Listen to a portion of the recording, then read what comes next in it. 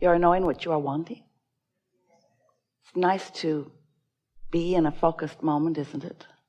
Where your intention is stronger, where you've made plans and followed through with them and are focused with others with intention. There's power in that. There's power in your deciding. There's power in you knowing what you're wanting. But you can't come to that knowledge quickly. It takes some exposure to life to come to decisions about what you want. And what you want matters. It is of primary importance. It's why you're here. It's why you decided to come into this physical body and to focus here into this time and space, in these beautiful bodies, in this important time where there is so much balance. And by that we mean variety. And by that we mean contrast. Because out of the variety, out of the contrast, even the part of the contrast that you don't want to be there, there is the potential, the likelihood, the strong likelihood of you coming to your personal conclusions about what you prefer. And sometimes you don't seem to know how important it is that you get to decide what you want. Because you live in a society that seems, although it is not an entity that thinks with one mind, but you often believe that you are supposed to think like everyone else in order for there to be harmony. And you often also think that others should think like you in order for there to be harmony. Because it feels like sometimes to you that when there is sameness, there is harmony. And we want you to understand that there can be difference and diversity and still be harmony. We want you to understand that the powerful law of attraction, the law that manages everything universally, the law that brings those vibrations that are same together. Law of attraction is providing the harmony, and the diversity provides the basis for it. So, wouldn't you rather live some life and come to some of your own personal decisions about things, rather than just taking those around you's words for it? Didn't you find yourself early on knowing that you were misunderstood? Didn't those around you often mistake your intentions? And so we want you to understand that while those around you, who are often those humans, dear hearts that they are often wanting you to agree with them, Jerry would say to Esther, and Esther would say, wait, I really want to know what you think. And Jerry would say, I don't really think you want to know what I think. I think you want me to think what you think. I think you want me to agree. And Esther would say, oh, no, it's nothing like that. But she would enjoy a 3 or 4 hour conversation where he would finally come to agree with her. Oh, he wasn't patient for that. Nothing like that ever happened.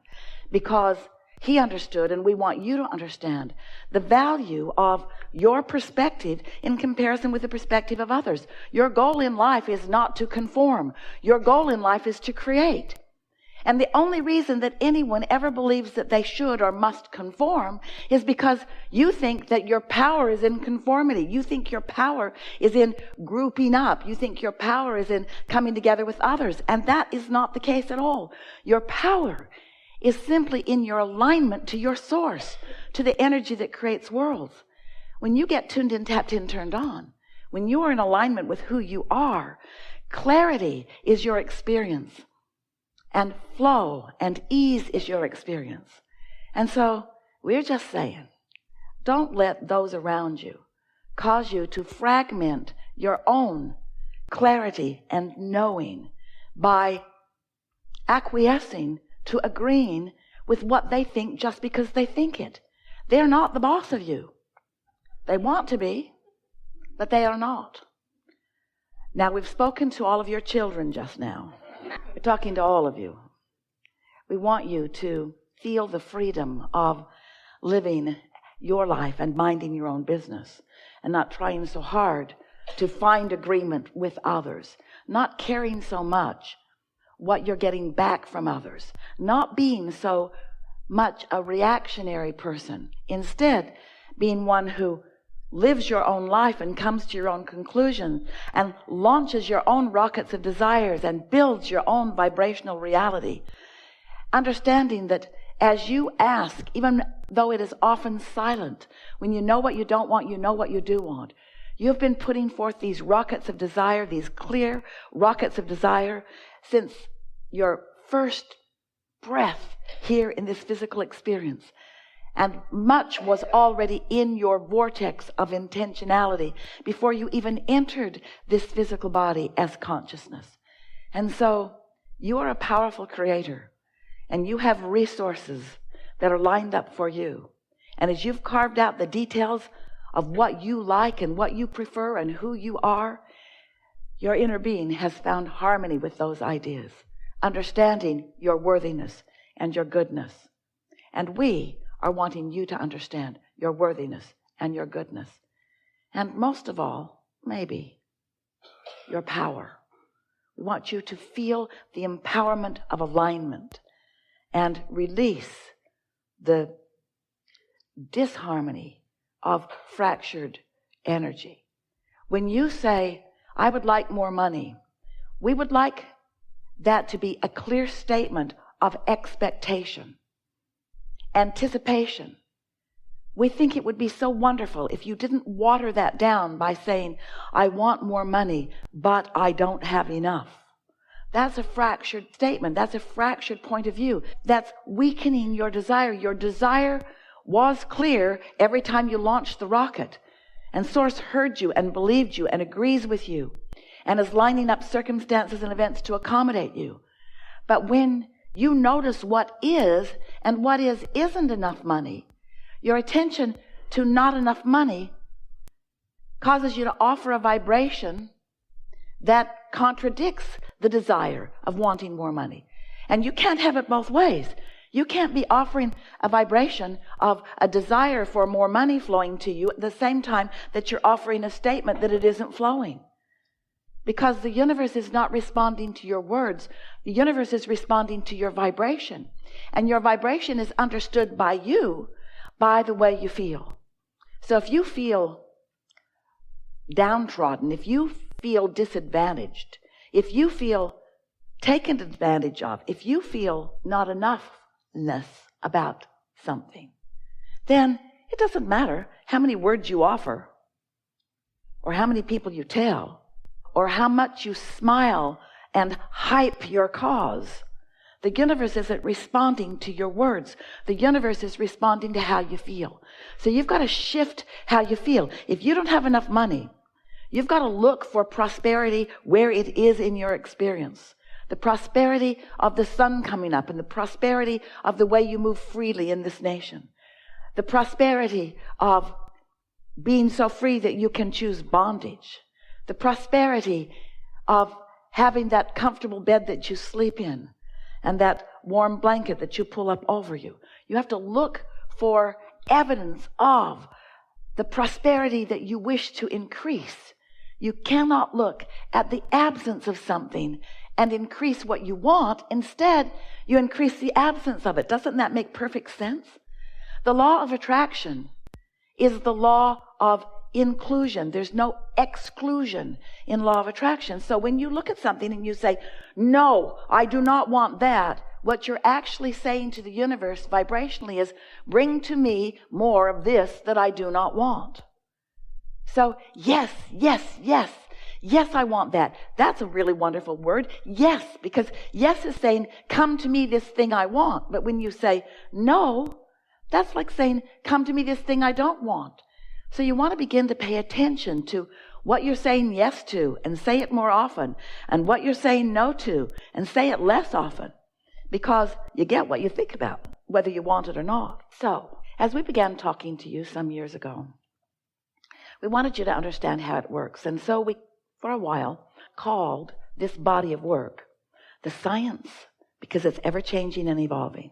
Of deliberate, because focus is such a good thing. And that's the sweet spot of being here, to get to deliberately choose and decide. The science of deliberate creation. We thought it was the best title ever for what we are all about, which is thinking on purpose, feeling on purpose, attracting on purpose, creating on purpose. But you, dear hearts that you are, got all serious about it. And you said, oh, cancel. Try to suck those words back before the universe gets hold of them. And we noticed that you were too worried about what you were thinking. You began to apply this soft approach to life that we were wanting you to understand, that we were wanting you to feel knowledge about. Because if you don't understand how the laws work, then you can't notice the consistency with which the law responds to you. Once you understand how the law of attraction works, then you can notice its absolute consistency, and then you can find your place within it. Once you understand that you were source energy before you came into this physical body, and that source energy part of you is still alive and well and active and dominant, then you can understand that you in every moment have a source energy perspective and a human physical personality perspective, and that those two perspectives are playing off of one another. In other words, you are having vibrational relationships with who you really are and what you really want and what you really know and what you're thinking and speaking and knowing in this moment. So the emotions that you feel have to do with how wide that gap is between you and you. When you are in sync with who you are and you've closed that gap, you feel love, you feel exhilaration, you feel satisfaction, you feel eagerness. But when the gap is wide, when what you're thinking is very different from what the source within you is thinking about this moment in time, because that's always where your inner being is focused, right here with you about what you're focused upon, right here, right now about what you're focused upon, right here, right now about what you're focused upon, right here, right now about what you're focused upon. So your inner being is focused. Did we tell you right here, right now about what you're focused upon? Do you understand that your inner being is focused right here, right now about what you're focused upon? And your opinion about what you're focused upon matters in relationship to how you feel. If you're mad at yourself, since your inner being never is, that's what that feeling of guilt feels like, or self-blame. If you're hating someone, and they darn well deserve it too, don't they? That's what Esther says, Abraham, you just need more information. You need more information. If you're hating someone, that feeling of hate within you is the emotion that you feel when what you're thinking about right here, right now, and how your inner being is viewing it right here, right now, are vibrationally different. So once you realize how long you have lived, how many lives you have lived, how much you've come to, how expanded and evolved you are, and how important this life has been in adding to who your inner being is, the total expansion of who you are, then you come to understand quite easily with a little bit of practice that caring about how you feel means caring about this gap, caring about how you feel and doing something about it gradually. You can't do it all at once any more than you could just jump over a house. You have to gradually move it. A few years ago, Esther and her wonderful team and many of you went on a cruise to the Panama Canal. And it was so interesting because the water level as they approached the canal was 84 feet difference from the body of water that they were going to be in on the other side of it. 84 feet. Now that ship is not just going to jump 84 feet. It would be hard on the ship and everybody in it. So instead, it just moved into a channel, and then the water gradually rose. And when the water was level with the next lock, they opened the gates and the ship just sailed in. And then the water rose again. And when the water was level with the next lock, then the gate opened and the ship just sailed in.